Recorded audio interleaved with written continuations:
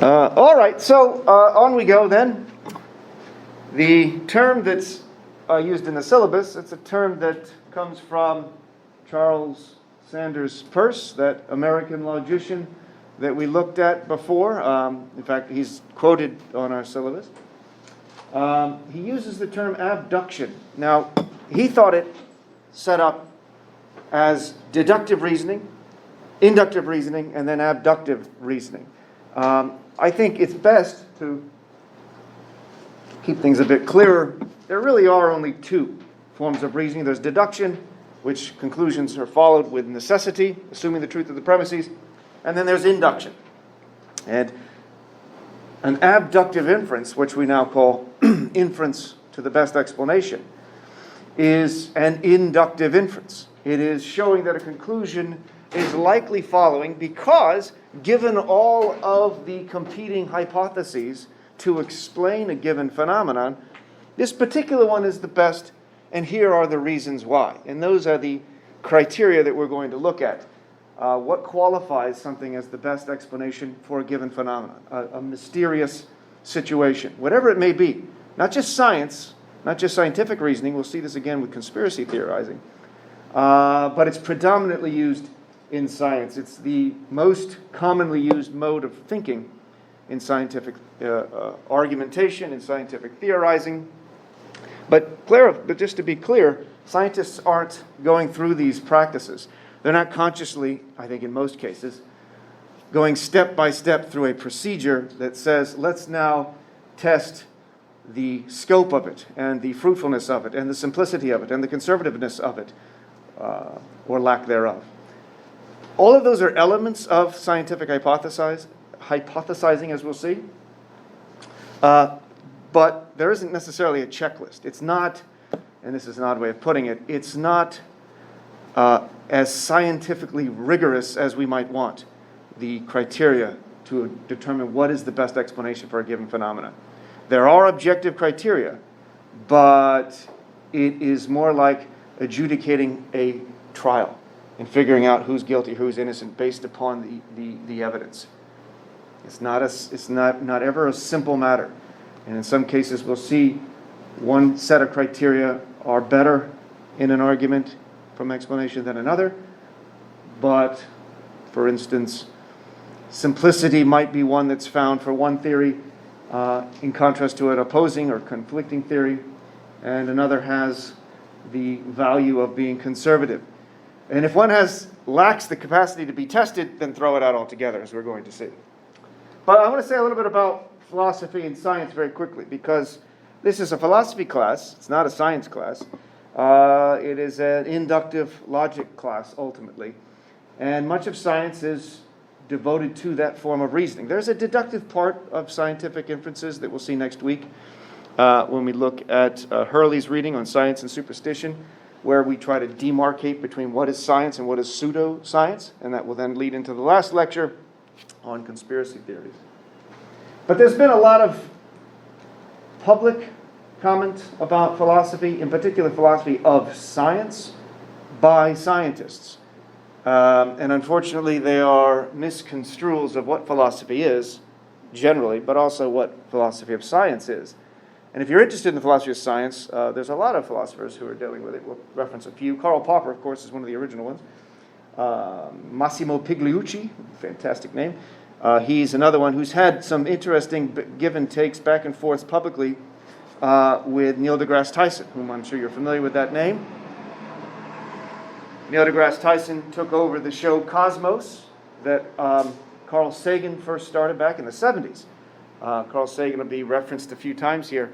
He's interested in finding, for instance, in fact, Carl Sagan started what's known as SETI, which is Search for Extraterrestrial Intelligence. And Carl Sagan was no conspiracy theorizer. He's not somebody who says, we do have aliens, and the government is just hiding that from us. He's somebody who says, look, we recognize there are a lot of solar systems out there in which there are relatively Earth-sized planets that are relatively equidistant from their stars. So it's likely that there is potentially life on other planets. It's very far away. We don't have means of detecting it at the moment, but perhaps we will in the future. And he was interested in testing that. Neil deGrasse Tyson takes on this role, trying to describe the cosmos from an astrophysicist perspective in a way that popularizes science but doesn't dumb it down. I think philosophers need somebody like a Neil deGrasse Tyson. We don't have that. Philosophy is not required in high school. That's another problem, so most people don't know what it is. And including Neil deGrasse Tyson, unfortunately. He has said on numerous occasions that philosophy, in particular philosophy of science, is useless. Right? It doesn't do anything. It's meaningless. It gets in the way. It confuses things. We're dealing with questions of the meaning of meaning, and that's irrelevant. And I find that problematic for a number of reasons, as we'll see. Stephen Hawking said something similar. And if you look at what Stephen Hawking and Neil deGrasse Tyson and Lawrence Krauss and other astrophysicists are actually theorizing about, it is the most philosophical ideas one could imagine, the origins of everything that's cosmological. So first, how are philosophy and science connected? Let's take a look at this from Existential Comics. It's just a wonderful site for humorous stuff related to philosophy. Let's imagine somebody asks, why does philosophy matter? So people do ask this. And then somebody says, I don't know, why does science matter? Let's say the first question is from a scientist. Well, because science, the moment you start answering that question, you are now doing philosophy, according to this little meme. Now, I don't typically find that to be sufficient to make the case, because it's a meme. But you understand what it's saying. The question, what is the value of science, is not a scientific question. That's outside the purview, according to this meme, of science. That's not what they study. That's not their job. You don't get a microscope and say, look, I found the value of... That doesn't even make any sense. Can't even go further with that.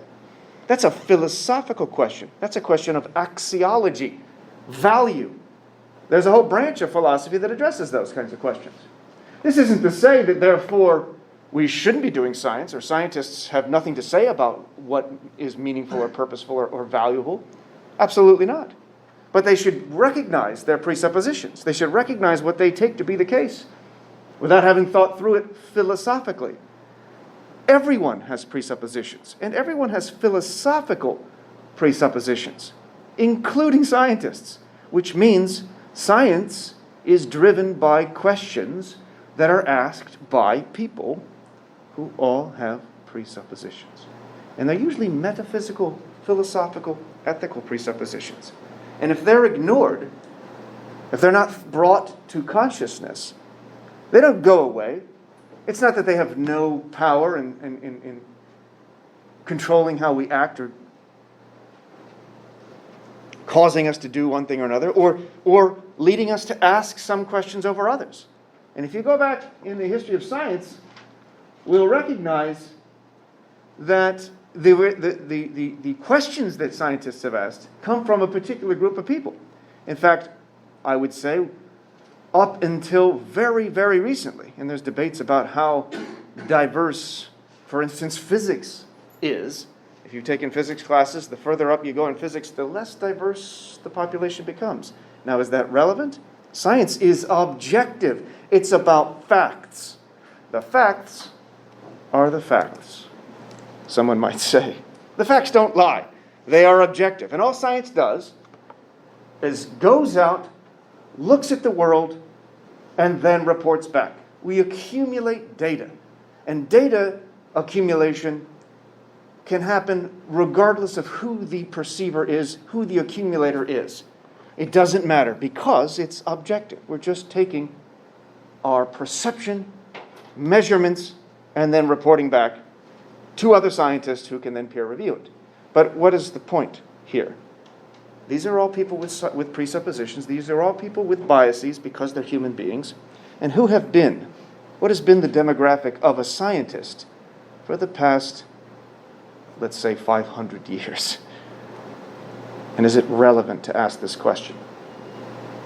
What's the demographic? What does a scientist, in your mind, look like for the past 500 years? Never mind. Okay. That's all right. Yes? White man. And yes, that's it. This is changing, but it's very slow. What questions a scientist asks are going to be relevant to what is of interest to them. This isn't to say that white males can't have interests that go beyond themselves. Absolutely not saying that. But it's less likely their questions are going to be as general, as universal, as, go back to our question about that study of weird Western industrial educated rich democracies, where we try to assume that these studies about human nature actually are about humans as such, when in fact the sample from which we're drawing is very, very, very tiny. What are the questions that are relevant to you? They may be different than questions that are relevant to the rest of humanity. So it matters who the scientists are, because it matters what those presuppositions are. And many critiques of of Western science has been that it presumes its objective in an absolute sense, in a universal sense, and that there aren't any presuppositions, or that they're all equally and adequately controlled for. But if you look at the history of science, going back just 100 years, going back 50 years, scientists are human beings. They're prone to biases, they're prone to racism, they're prone to sexism, they're prone to all sorts of isms. And when that doesn't get checked, as there are many guardrails in science that try to check it, and indeed science as a discipline does fairly well in trying to check for biases, as we'll see next time. But sometimes they don't get through. You see the alignment of scientific research to justify racist policies that show this group is inferior to this one. From phrenology to blood tests to the Tuskegee test that seemed to utilize science in a way that, of course, harmed individuals at the expense of these individuals, presumably for the betterment of science. So that's the critique. That's what I want you to have in the background. Know what the fact that there are going to be presuppositions. What is the best means to bring them to light and or temper them such that they don't influence our conclusions about the data? Plus, there's a lot more we can say about the usefulness of philosophy. I'm not going to go into all the details of this. The very first semester, the beginning of the class in the semester, I gave you a bunch of links about the value of science, the value of philosophy monetarily for other classes, and of course, just because human beings crave knowledge. We want to know. There's a wonderful paper, I think I have it linked. No, I don't have it linked here. If you look at the philosophical thought experiments of scientists like Albert Einstein, these were philosophical in the sense that they weren't empirically testable. There were not means of studying these in a laboratory. But his experiments allowed for the NASA Cassini probe to be possible. Aristotle's conception of logic and the development of logic throughout the history of philosophy has allowed for the basics of computer sciences. Sure, they're unrelated, philosophy and science are not completely unrelated for obvious reasons. In fact, what we call now the scientific method ultimately develops and becomes formalized around the medieval period by philosophers of what we would call now philosophers of science, people like Francis Bacon, for example, and then Galileo and Descartes, and Newton, who called himself a natural philosopher. So there's not unconnected areas here. This, of course, is Raphael's painting, School of Athens. There's a little bit of an anachronism here. Of course, this table wasn't there in the original painting. I think the computers were. That's a joke. Looks like Aristotle has a typical laptop, and Plato chose a Mac, I guess. What are some other benefits of philosophical thinking and why it's relevant or needed for science? I think a philosophical analysis is needed to help identify our biases, as we've already noted, but it also helps interpret the facts. It isn't the case that, again, scientists are not just saying blindly, here's data, let's accumulate it all and then throw it into this matrix. They are looking at the data. And when you look at anything, you bring with your perception certain expectations, certain presuppositions. Those, for better or worse, are very difficult, if not impossible, to completely get rid of. We might be able to control for them. In fact, we'll look at this next week with double-blind experiments, where the experimenters, the scientists, and the subjects do not know whether they've got the placebo or the, for instance, medicine in question. But in any case, Whatever data we glean from a study, that data still has to be interpreted. I can't tell you how often I've heard, those are the facts. There is no concepts here. Those are just the facts. This isn't a conceptual debate. It's a matter of fact. There's the data. It speaks for itself. When does data ever speak for itself? And what does that mean? As if you could have a language that just speaks for itself. It has to be interpreted. And who interprets it? People. And people bring with them all sorts of biases with their interpretations. These are philosophical concepts that we are deriving from empirical research. Here's the other paper I was talking about. This paper here will get into the benefits and the interconnection of science and philosophical thinking. And here's one that's a bit critical of how scientists view their own discipline. Because in most science classes, I don't think there's a whole lot of self-reflection on what it does. There's a lot of presuppositions that science studies the physical world. But there are metaphysical questions about what is the physical world, and is that all that there is, for various questions. And then ethical questions, of course, are outside of the scope of science. Scientists are not in the realm of determining whether something is right or wrong. Hopefully they're ethical in whether or not they develop technology through their science. That's an ethical question, but that's not within the field of science. Let's get into some details. Why objects fall to the ground rather than up, that's clearly a scientific question. Why there are laws of nature, or why there is a cosmos to study at all, that is not a scientific question. What is a law of nature? Where does it come from? Is it universal? How do we discover them, or do we invent them? Back to that question about mathematics. Are numbers discovered? Are theories of mathematics discovered? Or is there part invention? And I think most mathematicians, for instance, will tell you it's both.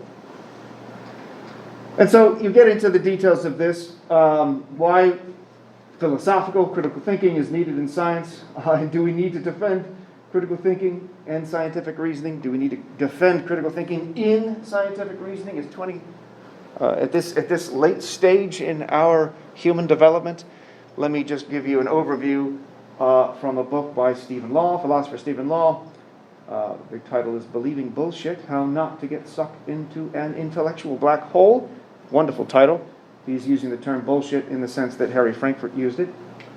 He says, quote, among even the world's most educated and scientifically literate populations, ridiculous belief systems abound. Now, he's going to give us a list of belief systems that he finds to be ridiculous. He has a whole book explaining why he thinks this is the case, but if this is all he said, he'd be guilty of begging the question, because he's not telling us why in this particular case. And maybe you agree with him that, yeah, those are all ridiculous, or maybe you don't, and you'll be offended by this.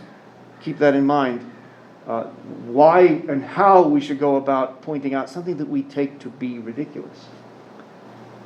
Huge numbers of people believe in such things as astrology, the amazing powers of TV psychics, crystal divination, the healing powers of magnets, and the prophecies of Nostradamus. We talked about some of these already. Many suppose the pyramids were built by aliens. Of course, we talked about that one because we talked about the History Channel. And I'm sorry, but we're going to talk more about it today. Or that the Holocaust never happened, or that the World Trade Center was brought down by the U.S. government. A few would have us believe that the earth is ruled by a secret cabal of lizard-like aliens. Even mainstream religions have people believing absurdities. Preachers have promised 72 heavenly virgins to suicide bombers. Others insist the entire universe is only a few thousand years old. There's a lot to say about each of these, and each of these might be different in varying degrees. Of course, they're different politically, they're different socially, they're different theologically, ethically. But all of them have something to do with what we're going to be talking about, with what explanations could be offered, or are offered, to justify a belief in anything like this. Or that the earth is flat is another one, of course. And so what are we doing? With an argument we want, here's a reminder to us, we're trying to show that something is true. Here's our conclusion. It's true for these reasons. That's the point of an argument, that something is the case. An explanation is shedding light on something that we already accept as a case. This is the fact. Why did it come about the way that it did? So, arguments and explanations are different. The inference to the best explanation, abductive reasoning, abductive inferences, as Charles Sanders Peirce calls it, are ampliative, right? They expand, they go beyond what's in our premises. And they try to, and through this type of reasoning, we expand or extend our knowledge of the world in a way that we can't do with deduction. But we can use explanations. An explanation can be part of an argument. They're used in a way as claims in a larger argument to show this this hypothesis best explains this phenomenon. And here are why. Here are the reasons why. Here are the criteria from which I'm coming to that conclusion. It's not absolute. It's not axiomatic. It's not like deductive proofs or mathematical proofs. Most scientific reasoning is not like that. But it's also not a matter of pure whim, pure opinion, pure feeling. There are objective criteria, but like matters of vagueness, there's going to be degrees of how we employ them. So, for example, here's a phenomenon. Here's a state of affairs. Here's, in this case, a place called Stonehenge, in which we want an explanation. Because, well, what is a hypothesis? Just throw it out there. That explains this. Why these huge, and these are enormous, boulders are there the way that they are. Go ahead. Well, people theorize because they're so heavy and they're like so far from civilization that people wouldn't be able to transport them back in the day. So they theorize that like aliens put them there. Yes. Good.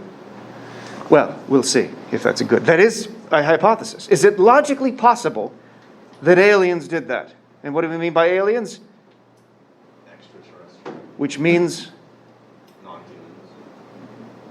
extraterrestrial, mean not from this earth, and probably not human. Could they be human if they're not from this earth? I don't know. I guess it's possible. There are interesting hypotheses about that. So that's one, that aliens dropped these boulders. Now, how would the aliens have gotten the boulders there? And why would they have done it? What's that? Let's do with it. Let's find out another hypothesis.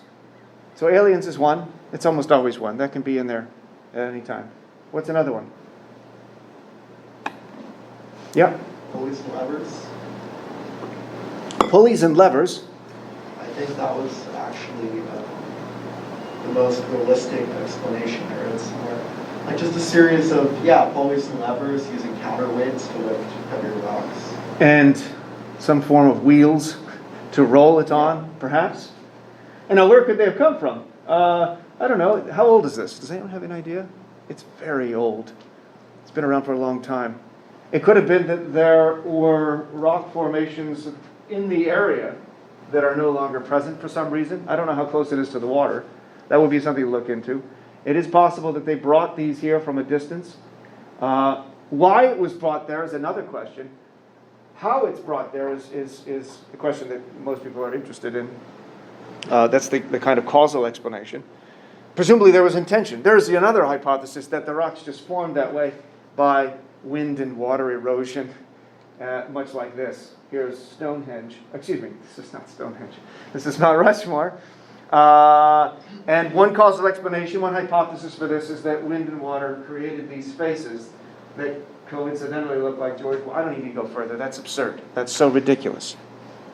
Here we can find that one hypothesis, first of all, there are no facts that we can point to of situations in which wind or water erosion or any other kind of natural occurrence led to faces that clear. There are cases of people looking at faces in clouds, faces on the moon or Mars, that look from a distance very much like that. And indeed, back in the 70s, the face on Mars, we had a very grainy picture of it from technological advancements at the time that weren't very great. Then, some 20 years later, with better telescopes, we were able to look closer and realize, oh, that's just clearly a rock formation. It did look like a face previously because it was a vague image. As Bertrand Russell points out, the further away you are from something, the vaguer that image is. But this would go against the facts that, as we know them. We don't have any instance of water erosion, wind erosion, doing something that sculpts faces, in particular faces of people that we would recognize. This sounds almost absurd for me to have to point out. I don't have to point it out, I suppose, but I'm using this as an example to show where if your hypothesis goes against all the data and evidence that we collectively know and understand, or even you understand in the moment, that's a red flag. That by itself isn't enough. The data don't show this. We don't have evidence for the fact that water erosion could have done this. That alone is not sufficient to deny the hypothesis. But if you have a competing hypothesis that doesn't rely upon appealing to claims for which there's no evidence, probably that counter-hypothesis is the superior one. What is the explanation for the emergence of human consciousness? Is it neurons firing in our prefrontal cortex? Is it a non-physical mind stuff? Which actually most people believe in the United States today. And they get this from the philosopher René Descartes, who formalizes it in a way that expands upon the philosophy of Western traditions going back to Plato, Socrates. But we want an explanation for this. And by the way, we don't have one. Currently, there is not. You wouldn't have the sentence, scientists believe, and then fill in the blank about consciousness. We do not have a workable theory in any universal sense as to what consciousness is. We are currently looking for the best explanation. What hypothesis makes the most sense? Is it just neurons firing? Right? You look at the Grand Canyon and it gives you this amazing experience. If you've been to the Grand Canyon, think back of what that experience was like, or some kind of awe-inspiring experience that has a particular feeling to you. Right now, you're having a particular feeling of sitting uncomfortably in these desks. There is a what it is like to be you this moment. One hypothesis for that is that your neurons are firing at a particular 44 hertz oscillation in your prefrontal cortex, and that's giving rise to your experience. Yeah? So would a good way to view this be that science has explanations for human consciousness, but they haven't made an argument about it? They have competing hypotheses, and there is not one set of agreement on it. And here's another example where it would be weird for a scientist to say, and some have, a neuroscientist, let's say, who would be well positioned to reason about this, that we know what consciousness is. And we don't need to worry about what philosophers think about it. I mean, the question of the mind-body debate in philosophy of mind is probably one of the heat in philosophy of consciousness. That's the bleeding edge of philosophy, if you want. Philosophers who ignore the current science on brain sciences do so at their peril. I think scientists who are studying the brain and the mind, ignoring the philosophy on this matter, do so at their peril. There needs to be an interconnection here. And there is. And scientists have started to become interested in consciousness studies going back at least to the 1990s when in Arizona, an anesthesiologist, I think, Stuart Hameroff, also inclined toward philosophy, started what's known as the Tour de Science of Consciousness. And it's in the newest, I think there were, I don't know what we're at now, the 30th one? Anyway, they're meeting soon, and they're bringing people from, of course, neuroscience, cognitive science, psychology, evolutionary psychology, theology, philosophers of language, philosophers of science, philosophers of biology, neurophilosophers. They're bringing computer scientists. In other words, it's an attempt at an interdisciplinary approach to address the issue of consciousness, to try to figure out which hypotheses make sense. Is consciousness something that emerges naturally from the physical world? Is consciousness a separate thing, a separate substance, like Descartes thought? I've got a body, but my body is controlled by my mind, and my mind is not physical. That's the predominant view of most people, in the United States at least. I'm not sure about the rest of the world. That I have a mind that isn't physical, it has no mass, doesn't take up space, and therefore isn't anywhere. If something isn't physical, then it isn't in a place. Do you understand? And yet, I believe I have a mind, if I'm a dualist, substance dualist, I have a mind that controls this thing. That's my brain. And my brain causes me to move. Has anyone heard of James Randi? He just recently passed away. The Amazing Randi, you might know him as. Very famous magician and then debunker of claims to magic, claims to the paranormal. He's offered, and I don't know if this is still on the offing, it was for the past 30 or 40 years, $1 million prize to anyone who can demonstrate in a controlled environment powers of psychic energy, telekinesis, psychokinesis, which is to say moving an object with their minds alone. If I can move, so does any, like here, I can say, look, I'm going to move that clean canteen only with my mind, with non-physical means. That's what he's asking for. If somebody can show that they're able to do that in a laboratory experiment where they're controlling for variables, and they can move an object with their mind alone, that person would be granted $1 million. This has been around for about 40 years, and lots of people have tried, and no one has won the money. Why not? That doesn't mean there's no such thing as psychic powers. That doesn't mean there's no such thing as spirits or even ghosts that are paranormal, that are parapsychological. But as of yet, there is not sufficient evidence. Now, I want us to be cautious here. This is not then, and James Randi, the amazing Randi, that was his magic name, or magician's name. Might have also been his porn name, I suspect. Kidding. He had a totally different porn name. I'm kidding again. He was not involved in porn at all. So don't start looking that up. He does not debunk. He doesn't like the term debunk. He doesn't like the idea that you're crushing somebody's view. And he finds it problematic that many people go out to attack others and show how stupid they are or something like that. This is a problem. There's not a significant amount of evidence for parapsychology, but that doesn't mean we can't learn something about near-death experiences, out-of-body experiences. In fact, psychologists, scientists studying consciousness now are very much interested in these phenomena because they do happen. They're rare, but they do happen. And they look for alternative hypotheses to try and explain them. And we'll look at the criteria of adequacy for these hypotheses in a moment. But back to Randi.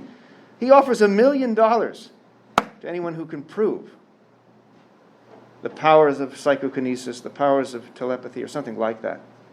And I've often made a joke that I would go into this laboratory and win the $1 million. Do you know how I would do it? I would say, I'm going to move a physical object via non-physical means. I'm going to move a physical object with my mind alone. And then I would do this. I would walk across the room and then back. And then I would ask for my $1 million. Why aren't you amazed at what I just did? Are you not amazed? What did I do? I'm going to raise my arm. How am I going to do that? I, a non-physical thinking substance, am causing my arm to move. I just did it. I'm waving now. I am choosing that. That's magical. Why is that magical? Well, according to one hypothesis that says, well, we're just our neurons, I'm invoking another thing, another substance, a mind, that isn't physical. And if something's not physical, we can't think of it as attached to anything else. We don't think I can move this cup with my mind alone because nobody thinks my mind is connected to the cup. We think my mind is connected to my brain, which is connected to my body. And so our intuitions are, our hypotheses are, I have a thought. Thoughts are not physical. They're not in space. They have no mass. But somehow the thought causes neurons in my motor cortex to move, which causes my body to move. We can show evidence of neuronal activity, but we don't have evidence of non-physical thoughts. Do you see the problem?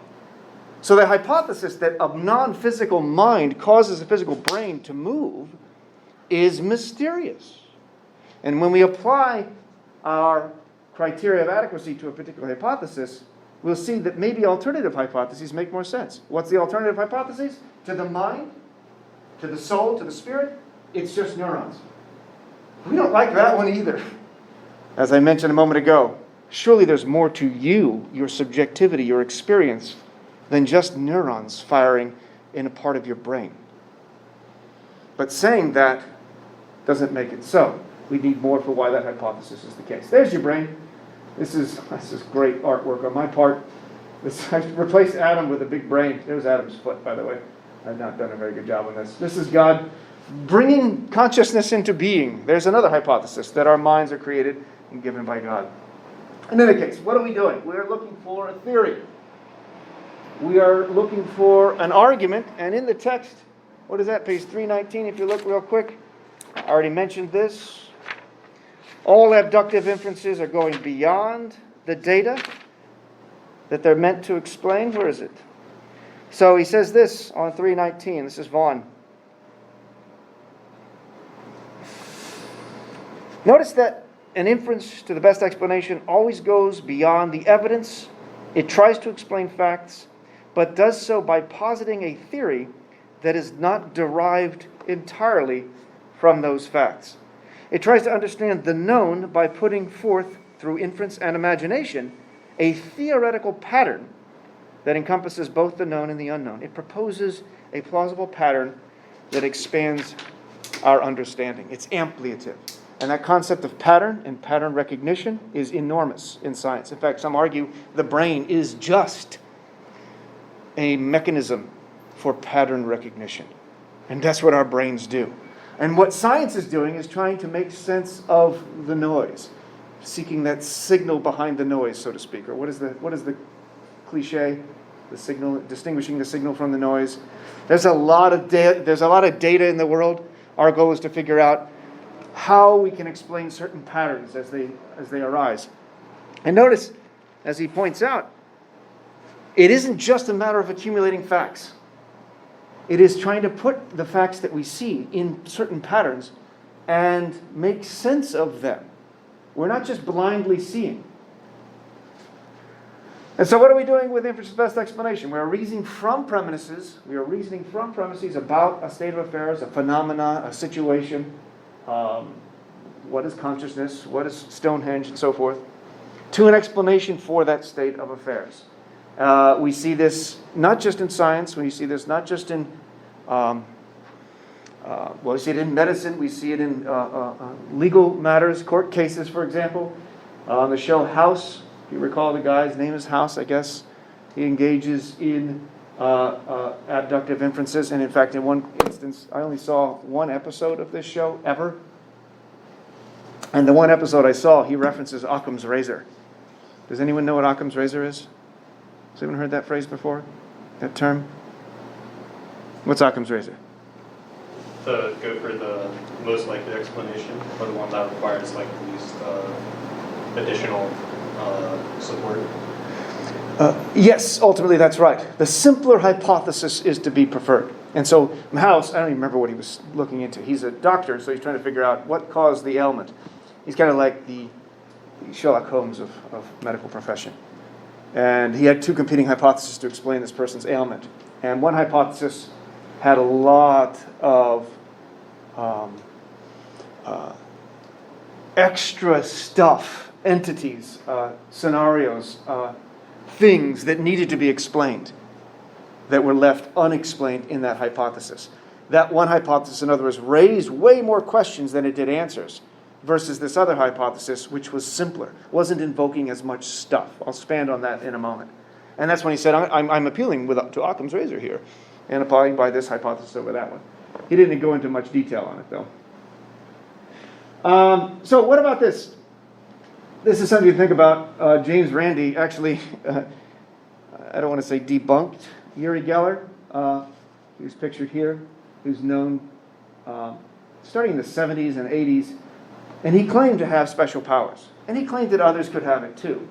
And he claimed that he was able to bend spoons, he was able to read minds, he was able to do all sorts of things.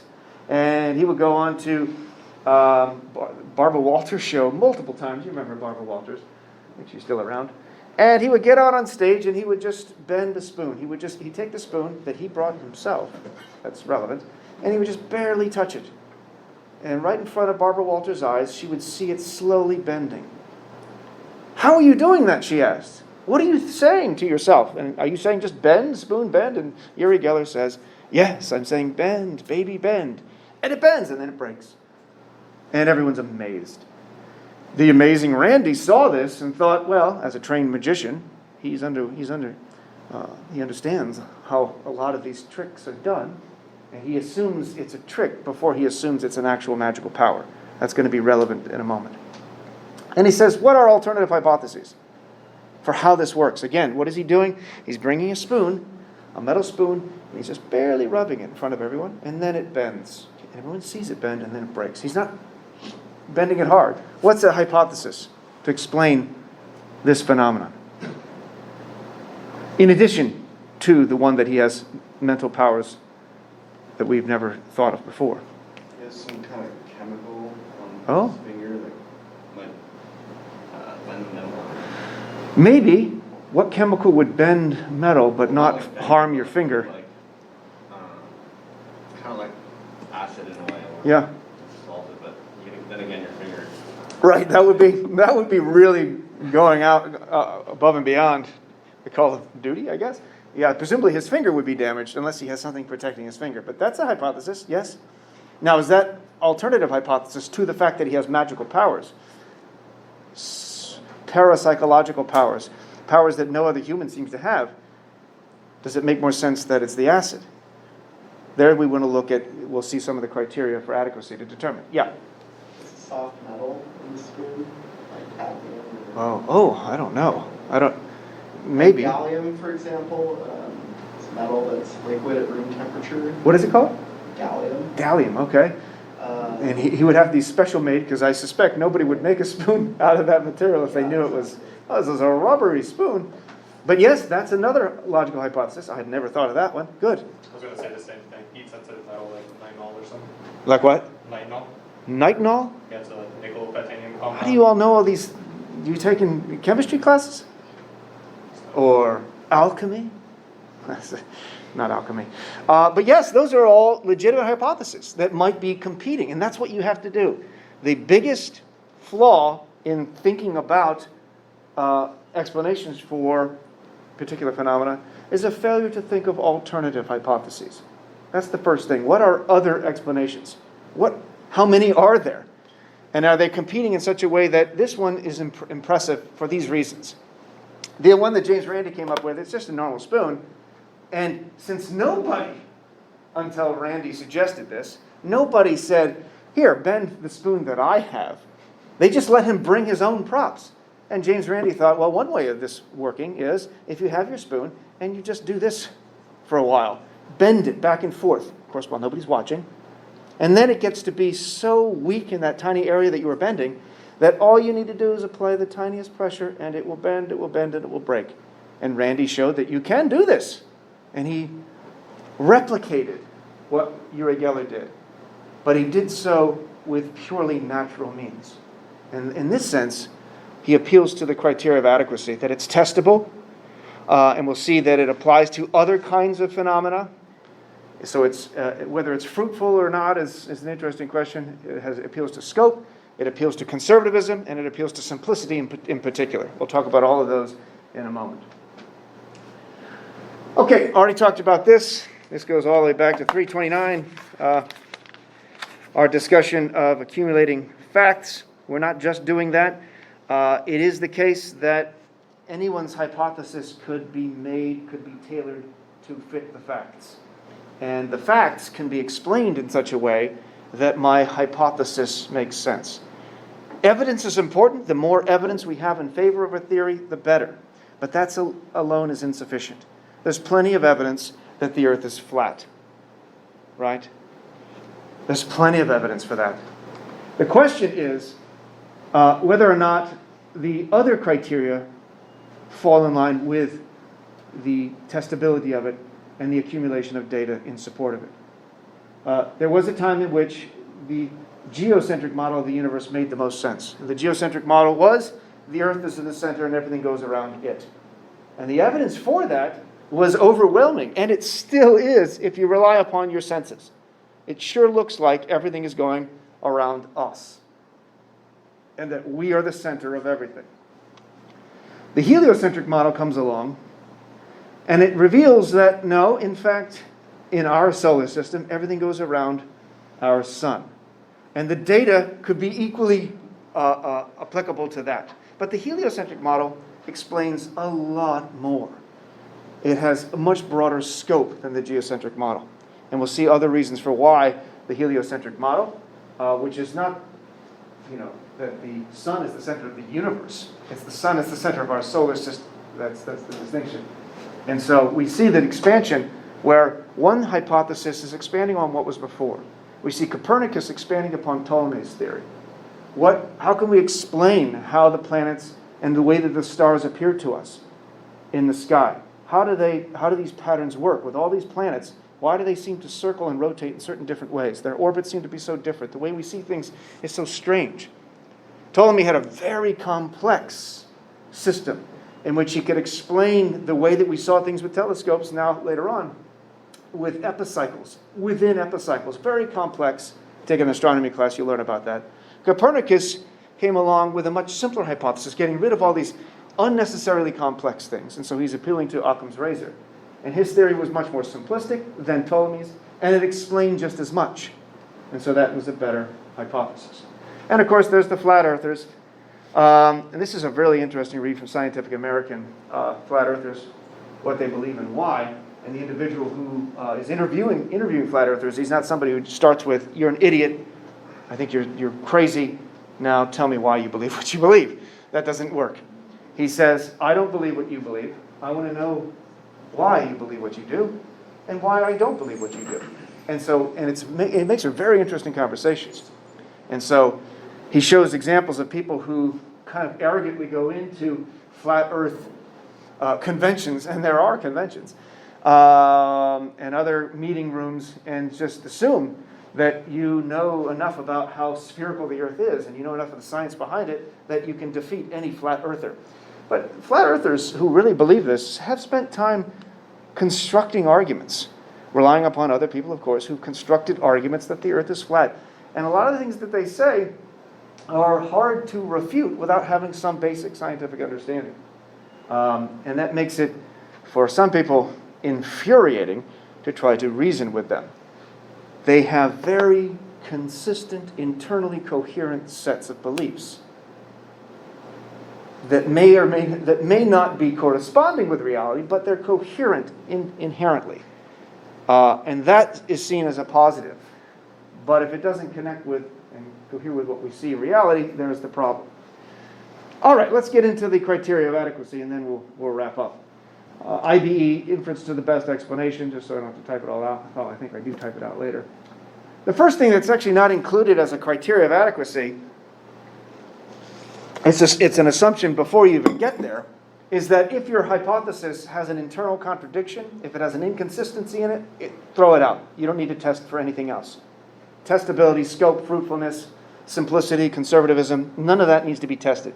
It's kind of like testing for validity in deduction. If an argument is found to be invalid, you don't need to question the truth value of the claims. It's automatically unsound. The reasoning is poor. And that's a similar kind of view here. I have to admit, though, finding internal inconsistencies, contradictions within scientific hypotheses is quite rare.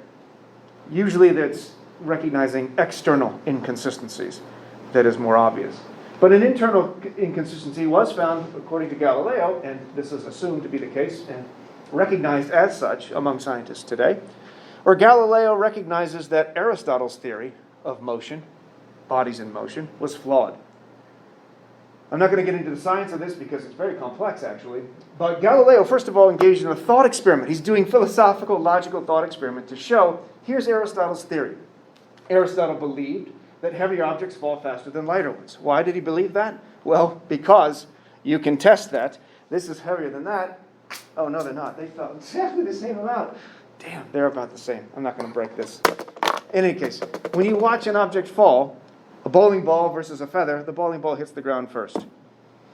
Galileo didn't test this. If he did, he would have found the bowling ball would have fallen off the Tower of Pisa faster than the feather.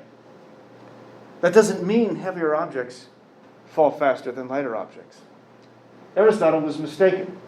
Aristotle's hypothesis was saying something about the nature of the objects themselves that causes them to move faster. Of course, we know now that in a vacuum, all objects fall at the same rate. In fact, when they went to the moon, if you believe they landed on the moon, I think it was Alan Shepard, or gosh, I forgot which one it was, dropped a wrench and a feather at the same time. And guess what happened? They fell at the same rate. So it's a matter of gravitational forces, it's a matter of wind resistance, aerodynamics, that plays a role in how objects fall at the rate that they do. The point is that Aristotle thought that all objects fall at a rate dependent upon their weight. Whereas now we know that objects fall at the same rate, 9.8 meters per second squared, and again, has to do with velocity, has to do with aerodynamics, and passing through atmospheric medium, so to speak. And there's a thought experiment that Galileo came up with. I'm not going to go into the details of it. All you need to know is that he found an internal inconsistency, such that Aristotle's theory said contradictory things. If we followed his theory, it would say that here's the head of Aristotle, separated from the body of Aristotle. I don't know why I'm using this example. Somebody used the example of a statue of Aristotle. If you dropped Aristotle, the whole statue, it's going to fall at a particular rate. If you cut the head off of that statue and drop it, it's going to be lighter than the body. So it should fall at a slower rate because it's lighter, according to Aristotle. But Galileo hypothesized, what if we had a lightweight rope that connected the head to the body? He used a cannonball as an example. According to Aristotle, the object should both fall at a faster and a slower rate than itself, which of course is a contradiction. The details of this are too much to get into, but basically it's put this way. The stringed or roped Aristotle should fall as fast as the whole Aristotle, because it's the same thing, but it's just two different halves. But on the other hand, the stringed Aristotle or roped Aristotle should fall as fast as each independent part, which should be slower, if Aristotle's correct, than the heavier whole, because the lighter head should slow down the heavier body. That's hypothesized. That's part of Aristotle's hypothesis. But at the same time, the heavier body should speed up the rate of the lighter head. That leads to the object, Aristotle's head plus Aristotle's body, would both fall slower and at the same rate as the object falling at itself, or as the entirety of its own. As A falling alone, excuse me. I said that 3 times. Galileo's point is that if we accept hypotheses that Aristotle has presented, and it held sway for quite some time, almost 2,000 years, it relies upon an internal contradiction. And if it's an internal contradiction, the theory has to be thrown out. If it's externally inconsistent, and by external inconsistency, it just means it doesn't match up with what we know, the facts that we understand about the world. This is not something that's sufficient to throw out your hypothesis. I think this is more in line with what's known as conservatism, right? If your hypothesis goes against what is generally taken to be the case, like a law of gravity, for instance, then probably there's something wrong with your theory. If your hypothesis, your theory, butts up against a well-known law like gravity, there's a problem that's externally inconsistent. And here, a transcendental meditation, power of levitation. Now these are pictures. It looks like he's levitating, but in videos, what's actually happening is, well, one hypothesis is they've learned how to jump really impressively, as if in that seated position. There's other examples of this. I'll talk about this next time. This is referenced in the reading from Hurley for next week. But the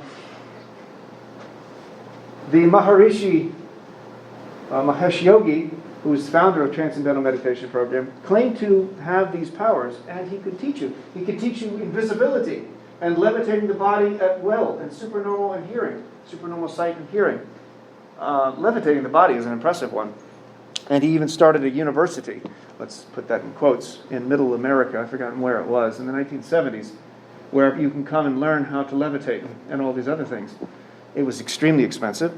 And as far as universities go, it wasn't a research university because no papers came out of it. No data, no facts, no evidence that levitation is possible. And here's how you do it. If somebody had the capacity to levitate, it would be hard to keep that secret. If you're going to teach other people, it would spread like wildfire. The benefits of being able to levitate are extensive with respect to saving humanity from horrible disasters, air flight being one of them. But there simply is, there's no evidence for it. Even though, if you watch this, you look at that and you think, that seems impossible. This dude is floating. Or he's just really good at balance via this bamboo stick. This seems to be inconsistent with what we know about gravity, what we know about physics. And if you play the video, it's not obvious how it's possible. But if you play this video, it explains it. Do we want to show that? How long is this? Oh yeah, we can just show this real quick. By the way, so you see that? That's crazy. How is that possible? Does anyone have a hypothesis for that? Yeah. Pretty sure it's a platform through the pole, and then they sit on it, and it's usually supported. Like the last guy had a mat under him, and this guy has a guy sitting under him, so like a counterweight on the bottom. That's an alternative hypothesis. Then that these individuals have figured out a way of violating the laws of gravity. Because if it's that, then we'd have to say our conception of the laws of physics are fundamentally altered by this individual. If this individual can fundamentally alter the laws of physics, that person needs to be studied. That person needs to tell the world and not keep it a secret. And obviously, there's not much of a secret to it.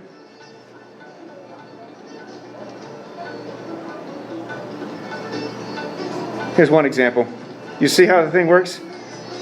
I don't know why. That's just a silly way of doing it. There's another example of it. This guy, there's a whole, like early in the day, this guy sets up his setup there, and somebody videotapes how it's done. I'm not going to go through that whole video. You can watch when you get a chance.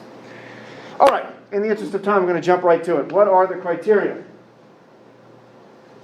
Assuming there are no internal inconsistencies and contradictions. Let's assume the hypothesis is not internally inconsistent. There's no contradictions. The next question is it testable? Here's a hypothesis to explain this given phenomenon. If there's no way of testing it, throw it out. That's the very first thing. That's essential. I guess after the question of contradiction or not. Can anything in this hypothesis be tested in some way? If not, it doesn't mean there's no truth to it. It means it's not studyable scientifically. It's not being applied. We cannot apply the methods of science to it. So this idea of chi, this energy that flows through either our bodies or through our environments, by hypothesis, by those who advocate for it, it is unmeasurable. If it's unmeasurable, then it's untestable. And what can we do about it? We cannot study it scientifically. Again, that doesn't mean there's no truth to it whatsoever. It's just that the methods of science, which are fairly reliable in many respects, are not applicable in this case. Hunting for real witches, we talked about that before. How do you prove that somebody is a witch versus not a witch? What evidence can you give? It seems not so obvious. And anything from The Secret is an example of something that's untestable. If you recall The Secret, Rhonda Byrne told us, it's up to the skeptics to choose to believe or not believe, which is an odd way of putting it. Remember, the idea is the power of positive thinking. Positive thinking is a good thing, but she claims positive thinking can get rid of your cancer. And if it doesn't get rid of your cancer, then that means you aren't really being positive. There's no way of falsifying the claims. And if you can't falsify something, if you cannot even in theory imagine a situation in which this evidence is counter to that hypothesis, then it's not a scientific hypothesis. It's not testable. But here's a child who died of cancer, and they were positive the whole time. Rhonda Byrne would have to just simply say, well, they couldn't have been positive the whole time because they succumbed to the cancer. Because the power of positive thinking, the power of attraction, the law of attraction, as she puts it, works 100% of the time, which means it's irrefutable, which means no counter evidence can be used against it, which means it's not a hypothesis. The same thing with karma. Karma might be a bitch, but it is not testable. I guess unless it's instant karma. What is karma, by the way? You do something bad, and something bad's gonna happen to you in return. That's right. What goes around comes around. You reap what you sow. I do something bad happens to me. How long after my initial bad act must this other bad thing happen to me? If it's a year later, or what is it if you break a mirror? What's the deal with that one? 7 years. 7 years of bad luck. I broke a mirror 6 years ago. I'm almost done. I've got another more year of potential bad. How do you make the causal connections? It seems there's no way of testing that. That doesn't mean there's no such thing as karma. It just means it's not within the realm of science to study. And so anyone who says, here's scientific evidence for karma, what could they tell us? What constitutes evidence that there's a causal connection between this bad luck or this action? Unless, again, it is an immediate one. You do this, and then immediately this counter happens. Go ahead. What if death is karma? So like our actions throughout our life cause us to die? Well, that would mean that there is no action we can do to alleviate death, because as was What if we just didn't do bad things? ever. Ever. Yes. Well, even Jesus died, and he didn't do bad things, Was Jesus a real person? according to Christians. Because if he's not a real person, then why are we following Jesus? Because then it wasn't Jesus suffering as a human being on the cross, it was God. And God doesn't suffer, so it wasn't really a crucifixion at all. That gets really complex. Something we do cover in the philosophy of religion class when we look at possible contradictions of the Trinity. But yes, it could be the case that death is a result of our actions. Although it would be hard to imagine any action that would help alleviate death entirely. I don't know. That's an interesting hypothesis. Go ahead. Isn't that kind of the basis of religion? Like, if you don't do anything bad, then you go to heaven. Oh, you die. well, that's different than not dying physically. Although there are different interpretations within different religions. Yeah. Like, there's also different interpretations of death, because people say it's like the afterlife is eternal life, like you're still alive. And you get your physical body back. Yeah. Or, it depends on how you frame it. Others, it's a spiritual existence. Others, it's an embodied existence, but it's a perfect version of you. There's variations of this. And so in a sense, that's an argument for immortality. But I think you were talking about I assume you were talking about your physical body not dying. Yeah, I was also talking about just like karma in the sense that like, what if you're reincarnated depending on how good your karma is into like a creature with a bad life or a good life, I guess. Yes, exactly. That is part of karma with respect to Jainism and Buddhism and variations of it. The question then is, how do you make those how do you study that? How can you confirm that? That's a theological, metaphysical view that is not testable. How could we test it? Unless we say, here's an individual who's never done anything wrong, and then they die. They must have done something wrong. Well, what was it that they did? Well, I don't know. Or here's somebody who truly hasn't done anything wrong, and yet let's see, I don't know how you would test it. That seems to be untestable. And if that's the case, it's a problem for the hypothesis. So again, with the aliens, I told you this already. If something is testable, it's something that it not only can predict what's at issue here, what caused this particular thing to happen, but it also, to connect it with the other criteria, these criteria of adequacy overlap. They're not just one and then you're done. They're overlapping, interconnecting criteria. We'll look at scope, we'll look at fruitfulness and how they relate. So the idea of ancient aliens invoked to explain the pyramids, it's possible, it's logically possible, but what else can invoking aliens help to explain? It seems that in this case, the aliens are only explaining these particular phenomena. However, one could argue, invoking aliens to explain the pyramids can also help explain sightings that many people have claimed to have seen of UFOs, unidentified flying objects, or the new term that the military is using, not UFOs, but what is it? Anyone remember? I can't. It's like from the first day of class. I can't remember. It basically is referring to the same thing. We don't know what this object is. It annoys me. But it's unclear how this could be testable. Unless, of course, there's evidence of particular aliens in Area 51 or something like that. But it goes against what we take to be evidence thus far. And here's an example of testability again. Did you ever notice that if you drop a piece of toast, it always lands butter side down? You might have noticed that. And the other person says, no, I bet it just seems that way because it's so unpleasant to clean up, and you remember those unpleasant situations more, which is interesting. Well, watch this. He drops the toast, and it lands butter side up, which goes against what he said. And the other guy said, see, I told you. And the other guy says, well, I see what happened. I buttered the wrong side. Which is to say, you cannot falsify this particular hypothesis. And this takes us to Karl Popper's conception of scientific adequacy in determining hypotheses. Insofar as a scientific statement speaks about reality, it must be falsifiable. There must be ways of showing that it is wrong, or how it would be wrong given certain evidence. And insofar as it's not falsifiable, insofar as there's no way to counter it, even in theory, well, then it doesn't speak about reality. If there's no way to disprove it, even in theory, you can't disprove the secret. You can't disprove karma. You can't disprove even the Oedipal complex that Freud advances, where everyone has secret desires for their mother. And people who say, what? That's disgusting. No, I don't. And Freud would say, yes, that's the exact response one would expect from someone who has secret desires for his mother. In any case, that's argued as a theory. That's not falsifiable. Go ahead. What would he mean by reality and something like that?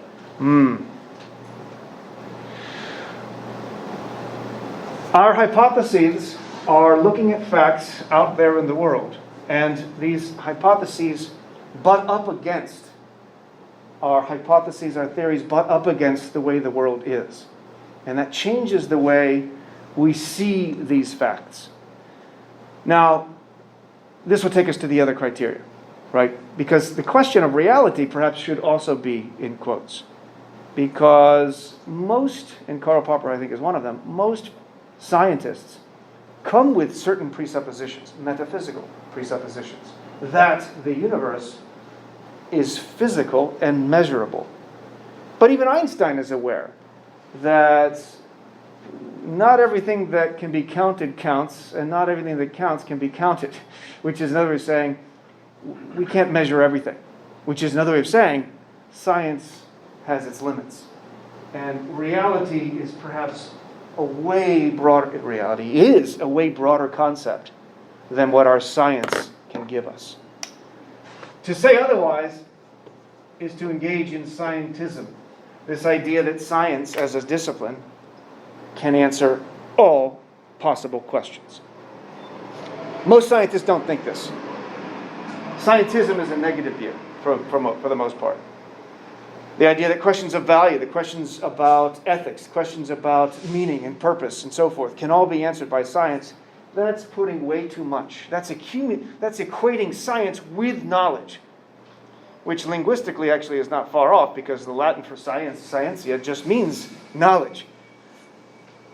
Scientism is confusing the methods of science that try to discover things with knowledge itself. Science is a means to accumulate data about reality as much as we can. But science deals specifically with a pretty narrow focus with respect to, in most cases, causal connections, physical interactions, and so forth. And that may not be all there is to reality. That's a very good question. But let's try to wrap these up here in the last 10 minutes. I've got a theory, a hypothesis that is not internally inconsistent. I have a hypothesis that's testable. There's ways of measuring something. There's ways of having other people replicate what I've just studied. We can measure it in some fashion. But that alone isn't sufficient. That's necessary, but not sufficient for a hypothesis to be held, to continue going. Does the hypothesis provide us with new, and here's the key term, surprising insights? That word surprising perhaps surprises you. A hypothesis that has more insights and fruitful in the sense of it bears more data, it bears more information. As the philosopher of science Philip Kitcher puts it, a flourishing science is incomplete. A good theory should be productive. Your hypothesis should explain the issue in question, the pyramids, the disease, Stonehenge, consciousness, whatever it might be, but also help us elsewhere in surprising ways. The more that it does so, and this ties in with the other criterion we'll see in a moment called scope, the better the hypothesis. It should raise new questions and presume that those questions can be answered without giving up its problem-solving strategies.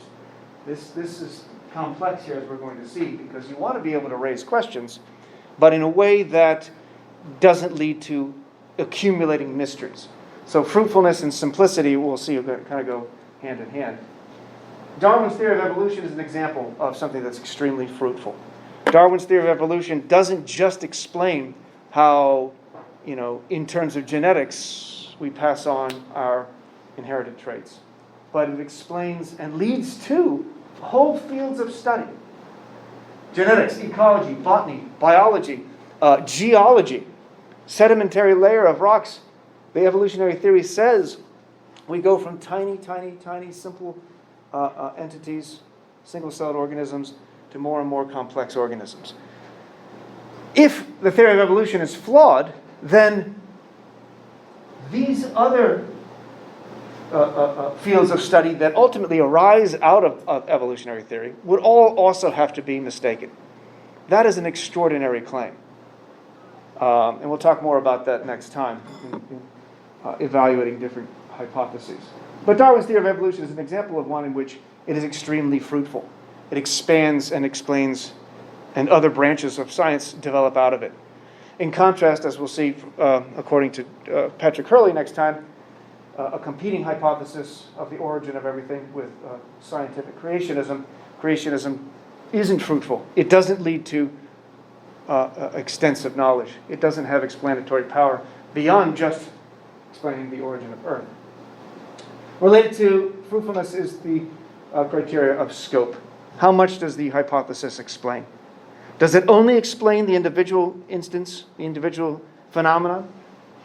Or can it be used to explain other things? If theory A can explain more and in a more unified manner than theory B, all things being equal, A is to be preferred.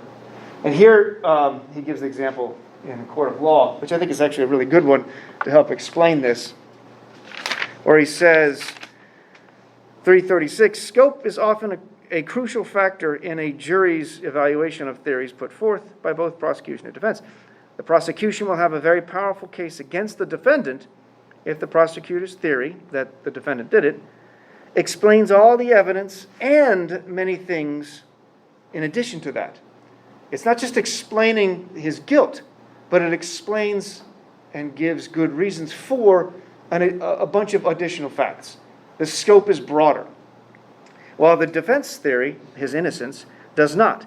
The defendant would be in big trouble if the prosecutor's theory explains the blood on the defendant's shirt, the eyewitness accounts, the defendant's fingerprints on the wall, and the sudden change of his usual routine, and the innocence theory renders all of those facts completely mysterious. I'm innocent, I tell you. Well, can you explain the blood on your shirt? No. Our theory can't explain that. That's a problem. The scope is quite limited in that sense. And I think these two get confused, scope and fruitfulness. I think they overlap a great deal. Fruitfulness is where a good hypothesis can explain more things than it originally set out to explain, whereas, and it's a hypothesis that makes unexpected and new predictions that turn out to be accurate, and that makes it fruitful. We find, oh my goodness, a whole field of genetics pops up because of evolutionary hypotheses and theories. That's unexpected. Whereas scope is the hypothesis that adds to an existing theory, or is extending it or improving it. The larger the scope of a hypothesis means that it predicts more diverse phenomena than other hypotheses.